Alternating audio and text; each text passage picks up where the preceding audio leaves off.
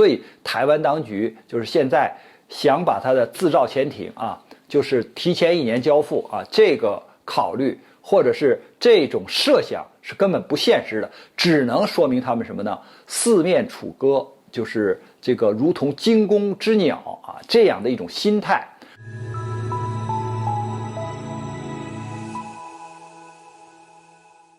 网友朋友大家好，我是曹伟东。这个我们看到啊，台湾当局的这个分裂势力啊，虽然言行很猖狂，但是呢，心里边却很空虚。怎么讲呢？第一，他说呀，就是这个台湾呐，目前的局势非常的严重，可以说是40年来最严重的这种局势，也就是解放军对他的这种军事上的威胁啊或者压力啊是非常大的啊。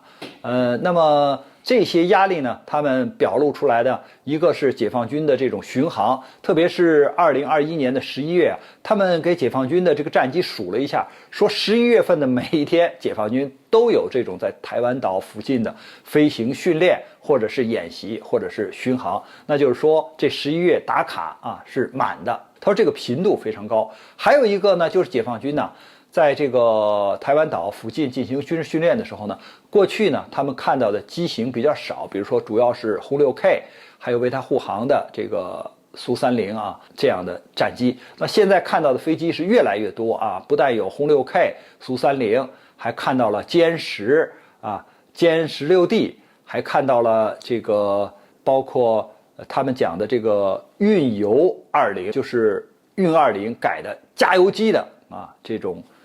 战鹰。还有呢就是专门反潜用的运8反潜巡逻机，还有预警机啊，他们都看到了。所以呢，他们认为呢，就解放军的这个空中巡逻的这些飞机啊，机型是越来越多，就是不但频率增加，机型也多。那这样的话呢，就对台湾当局呢，它的压力很大。就是说，你从空中的整个的这么一个编队，就把制空权整个控制起来了，所以呢，他非常的害怕。那为什么说他们又着急赶紧把潜艇给造出来呢？因为这个按照台湾当局他自己的盘算呢，就是他要对抗大陆的时候呢，他既然要当小刺猬嘛，他小刺猬它是一个体系啊，要整个把自己裹起来。而在这个水下的防御方面呢，台湾是有很大的薄弱环节的，因为它现在一共只有6艘潜艇，这6艘潜艇里边3艘是从荷兰买的，3艘是从美国买的。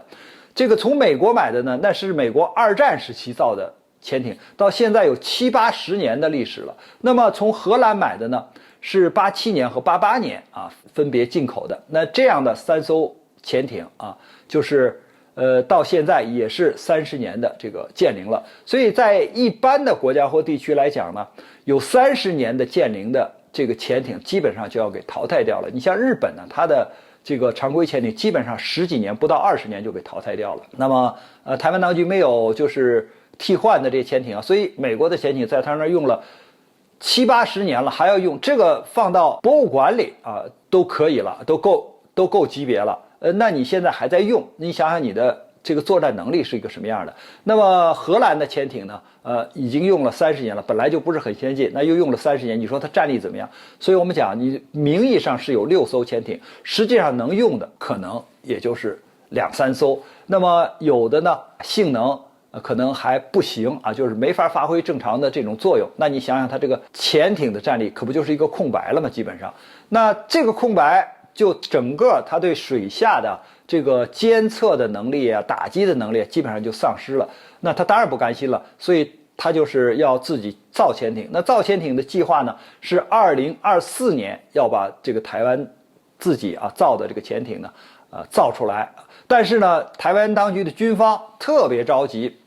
说可能等不到2024年，你们能不能早1年把它造出来？2023年就造出来，早点交给我们，不然的话我们这块就是空白，接不上了。但是潜艇是这么简单的吗？是像写一个讲话稿一样，加个夜班就可以造出来的吗？因为潜艇你首先要特种钢吧，你要把它焊起来，它要能够耐压呀，起码要下潜到200、300米吧，不要说500、600米这么一个特殊的深度啊，所以你这要特种钢。第二呢，现在的潜艇都要求 AIP 系统，就不依赖空气动力啊，你要么是锂电池，要么是这个斯特林发动机，不然的话呢，你每天都要就柴电潜艇都要浮上水面，然后这个发动机就是柴油机啊，给这个电池充电，这要暴露自己的呀，所以这个系统它自己目前也是造不出来的。那还有这个其他的武器装备呢，还有通信的设施呢，那这些台湾当局它过去都没有造过，要么去买其他国家的去进口，要么呢就是自己慢慢的研发。你想想这么多的瓶颈问题它都没有解决，他能2024年把台湾造的潜艇造出来，可以说就不错了。他还想提前1年，这怎么可能呢？所以他的结果只能是欲速则不达啊，就是说本来是想这个提前，可能弄这个结果造出来的潜艇没法使用，因为你造一个潜艇，就算下水了，就算交给海军了，但是没法执行任务，比如说这个潜下去上不来了，或者是说这个噪音很大啊，